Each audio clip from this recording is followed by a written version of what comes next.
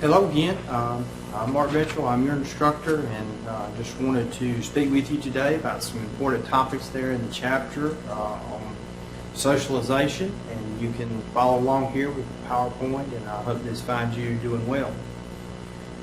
Okay, today just looking at some key concepts, and the goal is to help you there become more familiar in terms of mastering material for the quiz and exam. And we will begin now. So two important key terms here in the chapter is personality and socialization. And we also want to be thinking there with these two terms, just how much these two terms are impacted by factors around us today. So think of biological factors and think of environmental factors and the influence that it has on these two terms. Okay, I mentioned those beginning definitions there, and here they are. Personality, I'll start with that one there, but it is a typical pattern, so more times than not, of how a person thinks, feels, behaves. So that is reflected in their attitudes, characteristics, and behavior. And so maybe we can think of it in terms of wet cement, where maybe initially at life it's more of temperament, and that's the wet part of the cement, and then as it hardens and dries, that is personality, and that is what becomes typical. And it's often very hard to change the traits of our personality. If you've ever had an undesirable characteristic that you wanted to change, you understand my analogy very well, my example very well that I've given. You can do it. You can break that hardened cement, but it does require effort, and then of course it has to be paved with something else. All right, and socialization, that is our chapter heading, and it is the process by which people learn these attitudes, values, and behaviors. Lifelong, meaning that as you are born there, and then it continues throughout the lifespan. So very broad topics there, and something that affects us all throughout our lifetime. Now the big question there is, well, how much is due to genetics and how much is due to an environment? And so we have a couple studies here that are also, everything that we're looking at is in our textbook, but we look at two children who were socially isolated, and unfortunately they were mistreated by their caregivers and parents, and for a variety of reasons. But it shows that you have to learn many things in order to really be human, in order to think and to learn language and to understand. Even something as simple as smiling, when that is not modeled for a child, as Isabel and Jeannie demonstrate, they struggle with it. Now, thankfully for them, both of them did receive help, but they struggled for many years and still so today. And it was only because, really, that someone treated them in a subhuman way. I think that's the best way to describe it. But the fact that you and I today can talk and understand one another without very much difficulty at all, does say one important thing, is that there were people who loved us enough to help teach us these things very early on in life when it is very critical. All right, and we have another researcher there mentioned often in psychology as well as sociology, but Harry and Margaret Harlow. But they did the same type thing, not as harmful but negative intent as the parents of these girls. But they did have monkeys there, rhesus monkeys, and they isolated them from their mother. And what they found was just a horrible, abnormal impact that lasted, basically their entire lives. They were never normal. They missed out learning on how to be a monkey from their mother. All right, so if it happens with people, we could also expect it to happen with animals or vice versa. Many of our punishments today that we have in prison there, what do they actually do? They isolate people from one another. So you really can't expect anything good to happen with that, but sometimes you're placed in tough positions because some people happen to be so violent.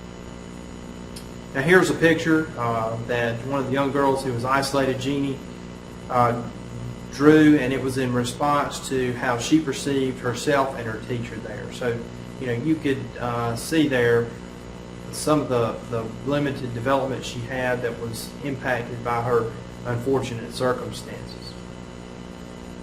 Now, other studies on people there who did not experience isolation, they do look at these two factors we've been talking about genetics, heredity, and then the environment.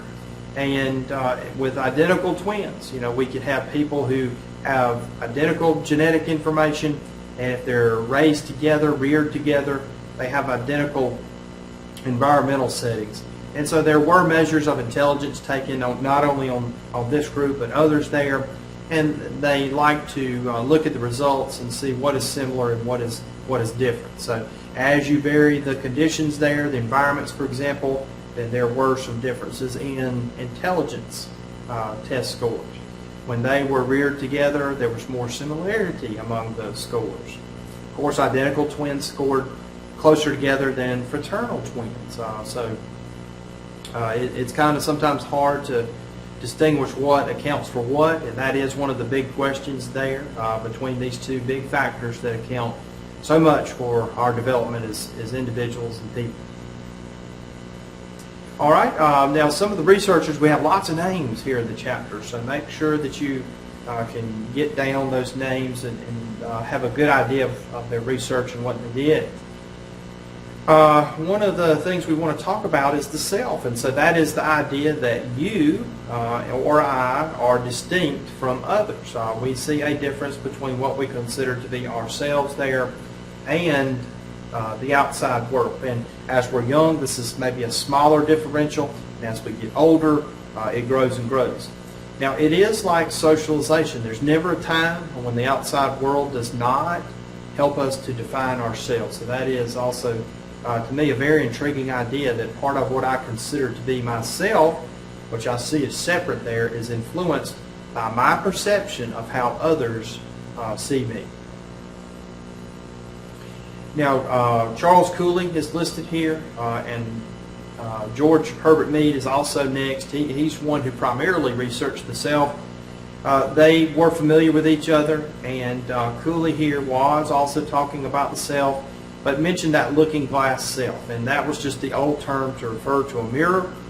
But his idea is this, is that when we think about ourselves and our characteristics, it is like looking in a mirror. And when we look in that mirror, it is the sum total of all the messages we get from others and what they think about us, whether good or bad.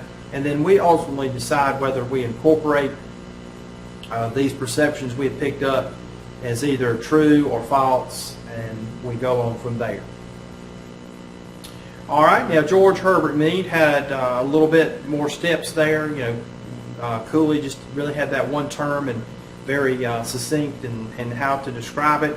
But Mead, you can see here, had stages. Here's the first one there, the preparatory stage there. Children are learners, and so the younger they are, they do imitate people around them. They do desire human contact and interaction. So think again of the deprivation that Jeannie and Isabel and Anna is another case that's not mentioned in our book, but she unfortunately died. So weren't able to study her as long as the other two girls mentioned in the chapter. All right. With me, second stage there, play stage. So children develop their personality and socialization there through symbols, and this is the interaction with others. They learn the social rules, such as taking turns when they communicate or play or what have you. This is further emphasized in role taking, and so Mead is exploring there just how the self develops throughout time. Now, this is assuming a normal process, so it would have nothing to do with the introductory material that talked about social isolation or deprivation. Later in the book, this would be a different process described here by Mead than resocialization. So that really talks about it from an abnormal point of view, and that intervention has to occur to make it more of what Mead says. Some of that's voluntary, some of that is involuntary when we have to address those significant problems that some people might have, such as in prison. All right, continuing on with Mead, a game stage there. And you can see very well how the last chapter with culture plays into perfectly here with socialization and personality. So here in Mead's third stage, children still are growing cognitively there. They become more complex in their interactions with others and able to diversify and actually multitask, may be a common word there that we might be able to use. The generalized other is also a term. Make sure you know it is highlighted here on the PowerPoint. But we internalize the rules, and that's what the generalized other is starting to incorporate. All right, significant others are an important aspect there of Mead's theory of the self. And so those would be the ones we esteem as compared to the ones that we do not. And so their thoughts and input into what we should do or what we should not do carries much more weight than, say, those that we don't know, that maybe we don't approve of, or others that they may say something to us that we don't approve of, but because they're not that significant other, it bounces off. It has little to no effect. All right, so here's the summary there of Mead. This is also in our book, but some of the things we've talked about there and some further examples if you would like. All right, another theorist there is Irving Goffman and presentation of the self. You can think of this as the term there. I like what is mentioned is impression management. And I think in the last video I talked about a job interview, and so this would also be a good example to use, because when we go to a job interview, we are trying to persuade someone that we are worthy of their time and efforts to give us this desired position we are seeking. And it is an impression management to put our best foot forward there and our qualities and what we bring to the table. If you're also dating, you also want to come across very well to that person that has captivated your interest. So Goffman's idea here is we use this, but it applies to many aspects of life. All right, and another interesting term there, face work. But how we, for example, keep this process going well. And often we recognize when we're doing well and when we're not. That tends to impact the interaction, the quality, the length, the duration there. So that is also something that we, I think, consciously monitor there. And there's other phenomenon related to that. Embarrassment, for example. And sometimes people help you to reduce that, or the saving face, minimizing what's, the bad points of what's going on.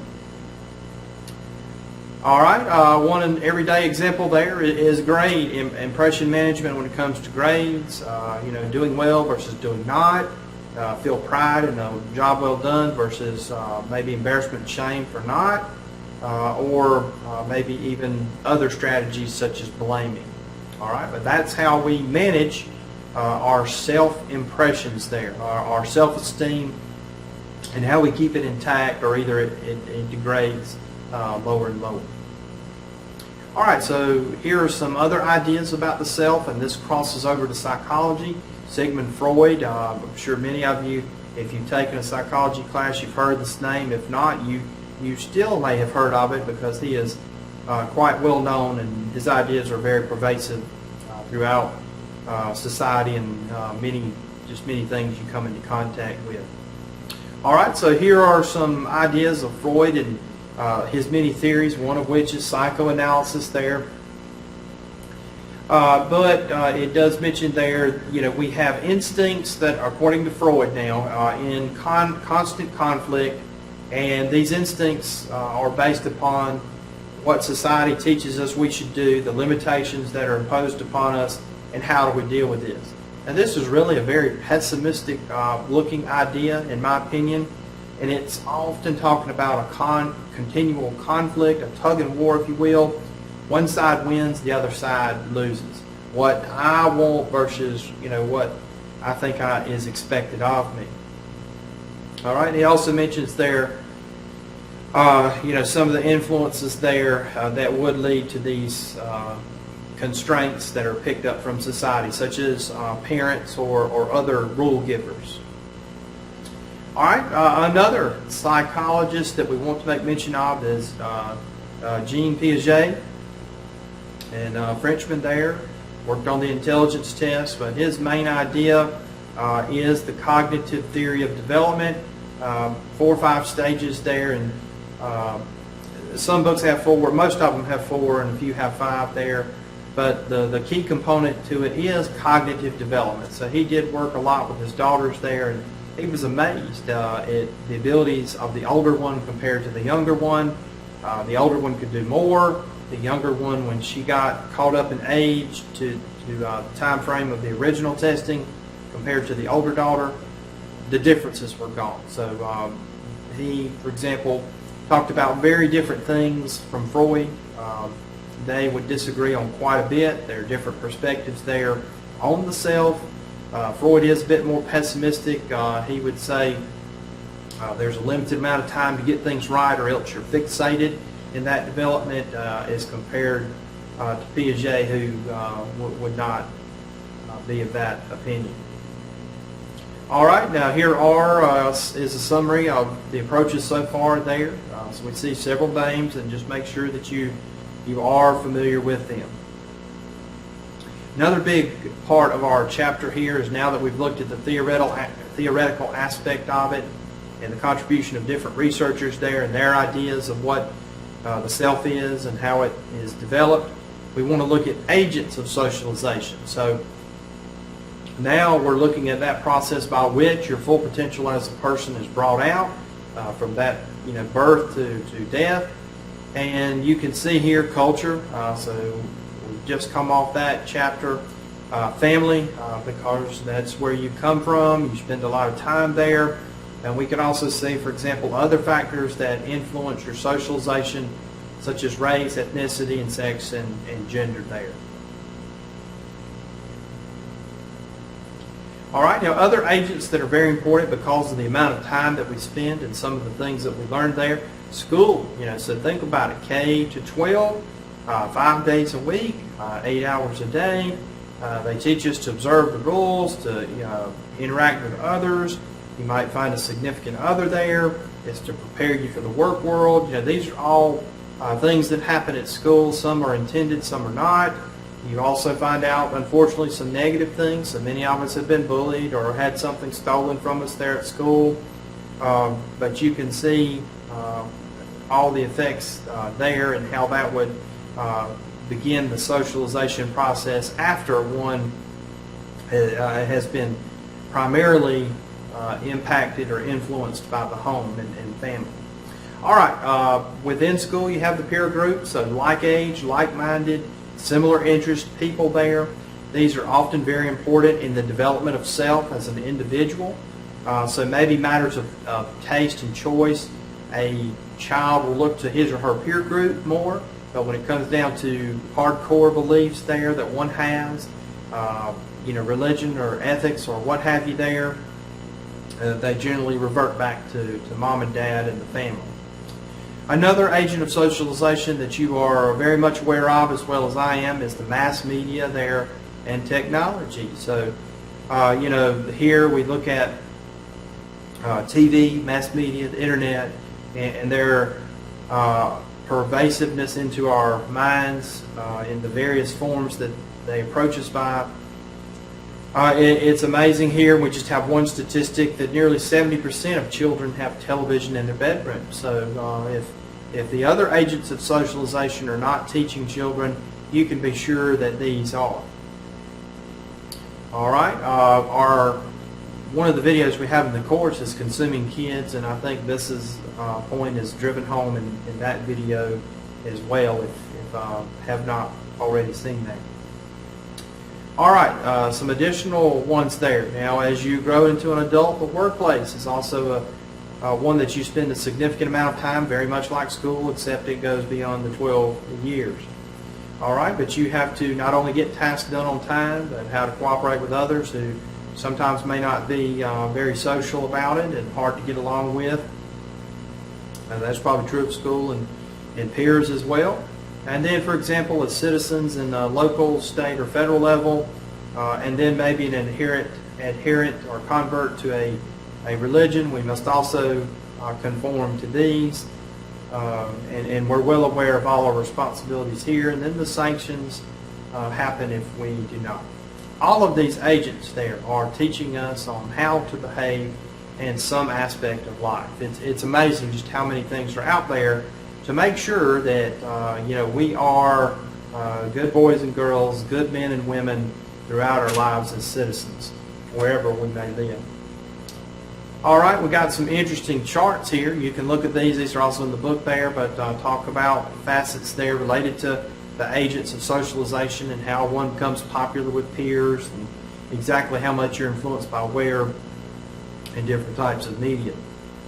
All right, we also need to make mention there of the impact of socialization through online and technology there, and that is something that can be both positive and negative there. It does need to be limited and monitored there, but for example, education, we can come into contact with things that we would otherwise never be able to do, and then also can be same can be said from a negative standpoint there, and maybe some unsubstantiated facts and figures and things of that nature.